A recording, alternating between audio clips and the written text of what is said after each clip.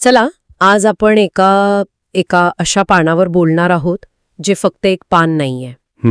ते एक संपूर्ण जग आहे.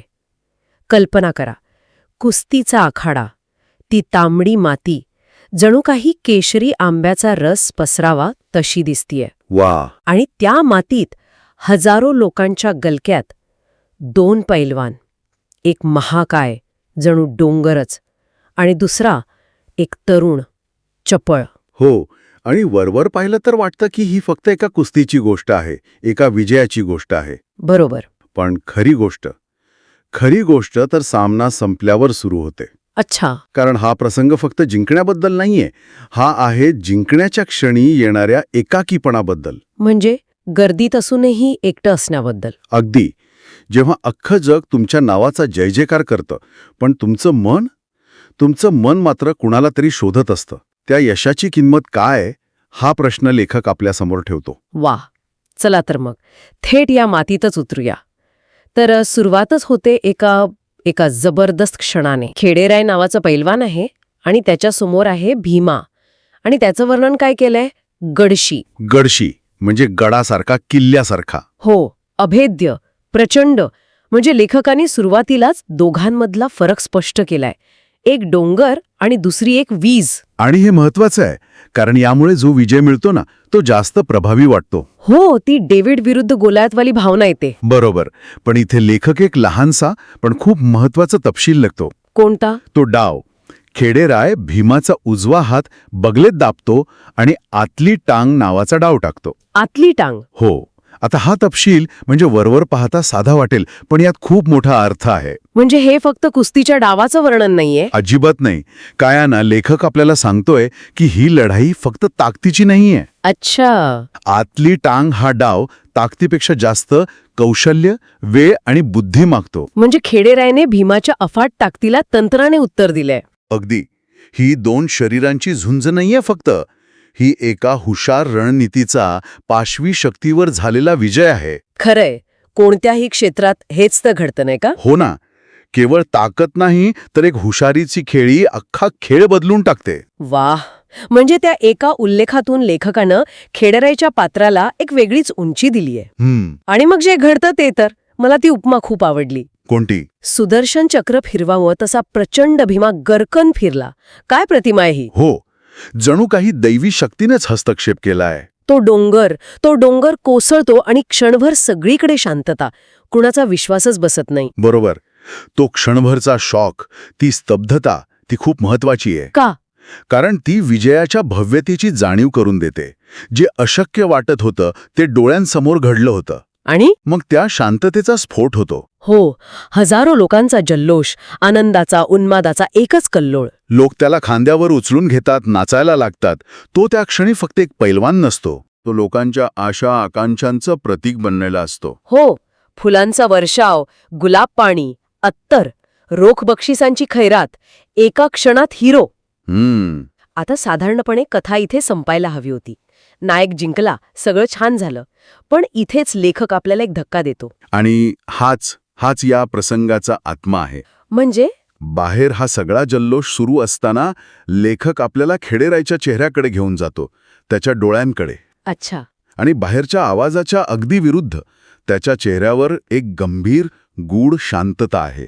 हो, ते वाक्य आहे, त्याची गूढ नजर मात्र वेगळीच भाषा बोलत होती. हा विरोधाभास बघा. त्याचं शरीर लोकांच्या आनंदात सामील आहे, पण त्याचं मन, त्याचे डोळे, ते कुठेतरी दुसरीकडेच आहेत. हे खरंच अविश्वसनीय आहे. म्हणजे विचार करा, ज्या क्षणासाठी आयुष्यभर मेहनत केली तो क्षण समोर आहे, पण तो तिथे असूनही तिथे नाहीये. बरोबर. मला हे अनेकदा मोठ्या खेळाडूंच्या मुलाखतींची आठवण करून देतं. ऑलिम्पिक पदक जिंकल्यावर काही खेळाडू सांगतात की त्या क्षणी त्यांना एक विचित्र पोकळी जाणवली. जणू आता पुढे काय, ही तीच भावना असेल का? अगदी तशीच.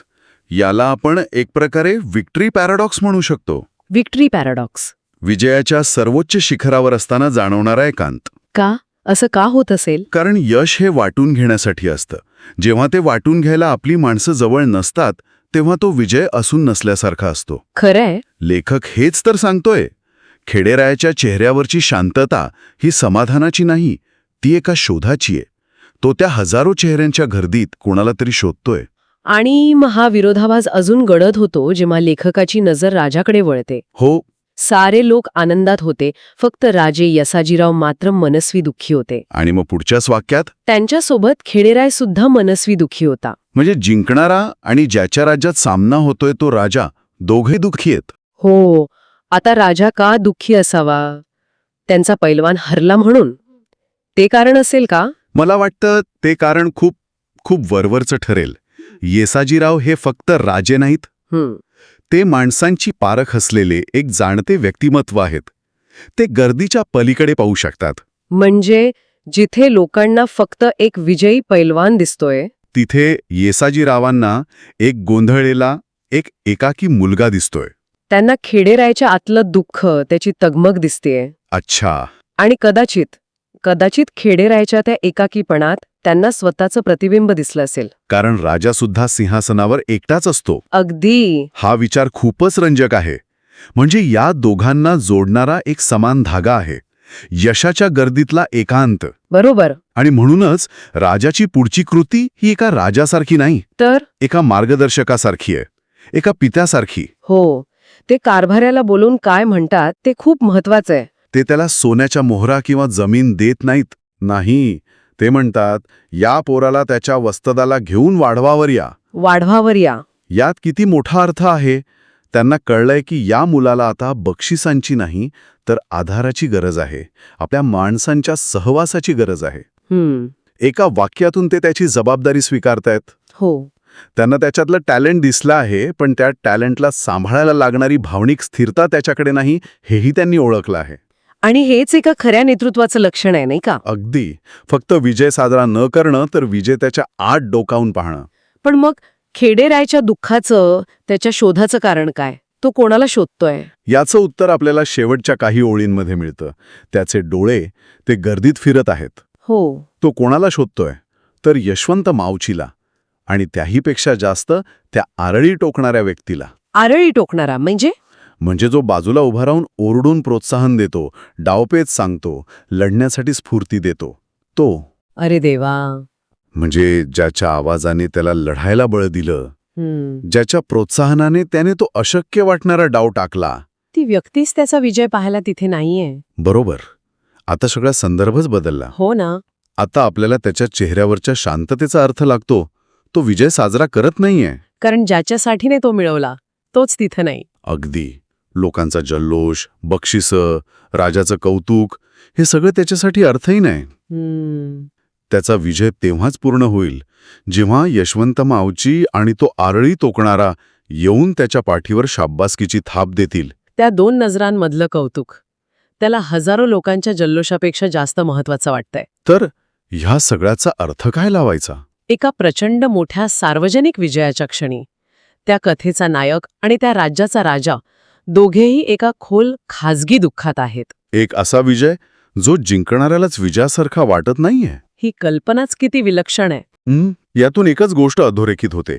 बाह्य जगात मिळणारी प्रसिद्धी आणि आतून वाटणारं समाधान, यात खूप मोठं अंतर असू शकतं. हे पान म्हणजे यशाच्या व्याख्येवर केलेलं एक भाष्य आहे.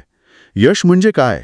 लोकांनी तुम्हाला खांद्यावर घेणं, की तुमच्या आपल्या माणसाने कौतुकाने तुमच्याकडे पाहणं. खेडेरायसाठी यशाचं खरं मोजमाप लोकांचा जल्लोष नाही, तर आपल्या माणसांची उपस्थिती आहे. आणि मला वाटतं हे प्रत्येकाच्या आयुष्याला लागू होतं. बरोबर आहे. आपणही जेव्हा काहीतरी मिळवतो, मग ती नोकरीतली बढती असो किंवा परीक्षेतले चांगले गुण असो, आपली नजर सगळ्यात आधी आपल्या खास माणसांना शोधत असते. हो, त्यांची एक शाबासकीची थाप ती जगातील कोणत्याही पुरस्कारापेक्षा मोठी वाटते. खरंय. हे पान आपल्याला हेच सांगतंय की यशाचा प्रवास एकट्याचा असू शकतो, पण यशाचा आनंद तो नेहमी वाटून घेण्यासाठी असतो. आणि जेव्हा तो वाटून घ्यायला कोणी नसतं, तेव्हा मोठ्यातला मोठा विजय सुद्धा आतून पोकळ वाटू लागतो. एक सार्वजनिक उत्सव एका खासगी शोकांतिकेत बदलू शकतो. तर मग जाता जाता एक विचार मनात येतो. कोणता? हे पान आपल्याला एका अशा वळणावर सोडून जातं जिथे कथा संपत नाही, उलट खऱ्या अर्थाने सुरू होते. अगदी. हे एक पान म्हणजे एका मोठ्या कादंबरीचं पहिलं प्रकरण असल्यासारखं आहे. हो, आपल्या मनात अनेक प्रश्न निर्माण होतात. हा आरळी टोकणारा आणि यशवंत मावची कोण आहेत? त्यांचं आणि खेडेरायचं नातं काय आहे ते तिथे का नाहीत? राजा येसाजीराव खेडेरायला आपल्या वाड्यावर नेऊन काय करणार आहेत? या विजयामुळे त्याचं आयुष्य बदलणार आहे का? हे पान आपल्याला फक्त एका कुस्तीच्या डावाची नाही तर नात्यांची, महत्वाकांक्षांची आणि यशाच्या खऱ्या अर्थाची एक गोष्ट सांगण्याची शक्यता निर्माण करतं. आणि सर्वात महत्वाचा प्रश्न तो आपल्यासाठी सोडून जातं. कोणता? जेव्हा तुम्ही तुमच्या आयुष्यात काहीतरी मोठं मिळवता तेव्हा तुमची नजर गर्दीत कोणाला शोधत असते. कारण त्या एका चेहऱ्यातच तुमच्या यशाची खरी किंमत दडलेली असते.